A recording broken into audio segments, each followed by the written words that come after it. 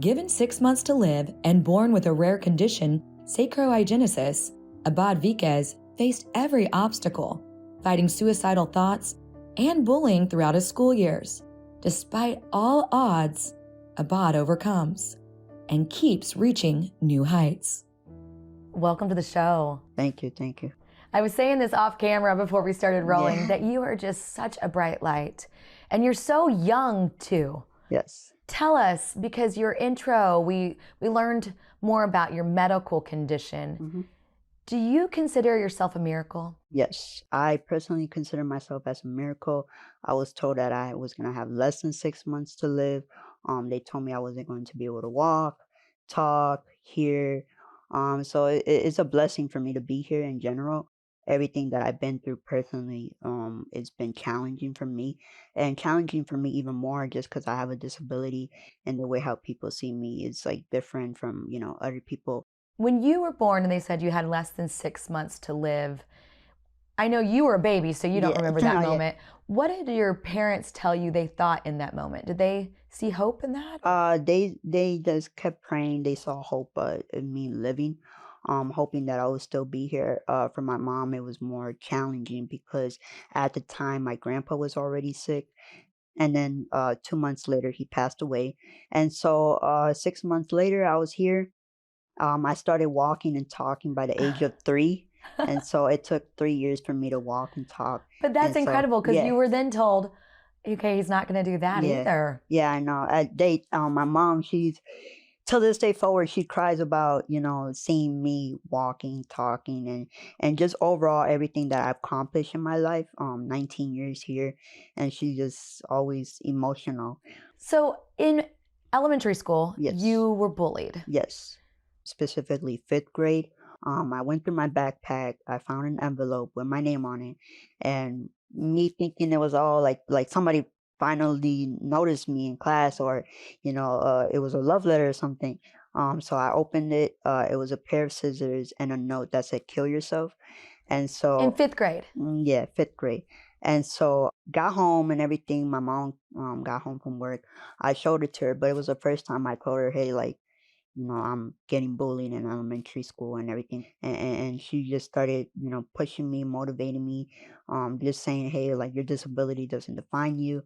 And so it was at a point where she put me in a theater program with actors with disability and not disability, non-disability. Go mom. Yeah. And Yeah. so, yeah, and now acting is passion for me.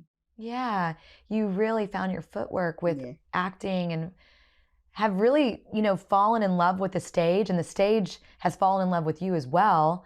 The bullying also didn't stop in elementary school.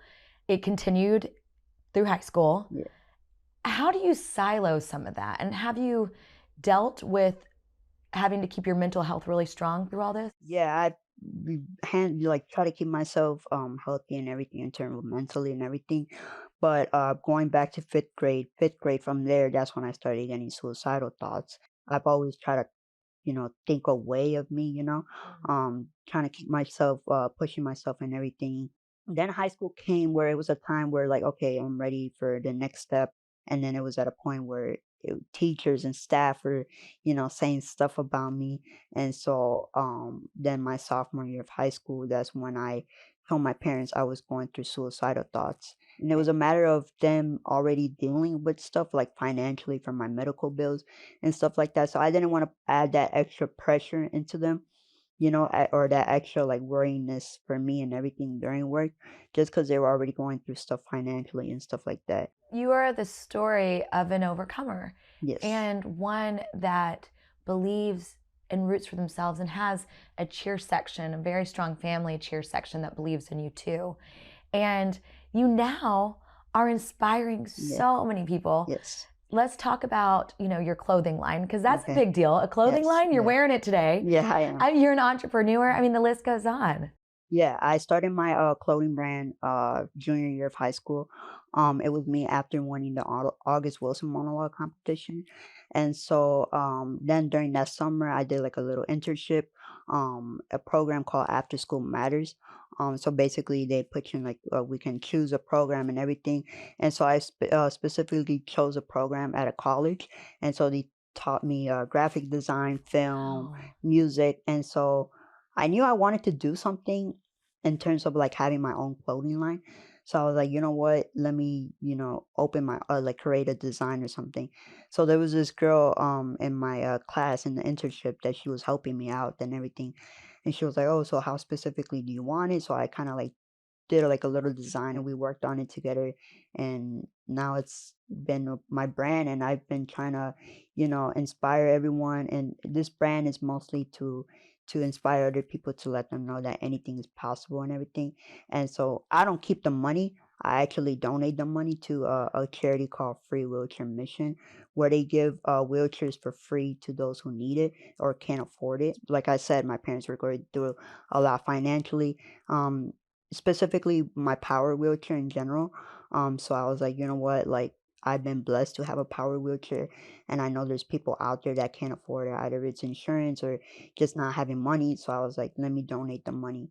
That is truly amazing. And so now you're raising funds to help others be Yes. able to get a wheelchair. Yes. And you're still doing your acting. Yes. That is, you said it earlier, and I want to make sure people hear it. Your mantra in life, what would you say that is? Letting other people know that just anything's possible. Like I've been through so much, and I feel like people like me tend to put disability as an obstacle or a challenge just from hearing all the critiques, all the media and everything. And it's a thing of like, okay, that's one of the things that I had to overcome myself.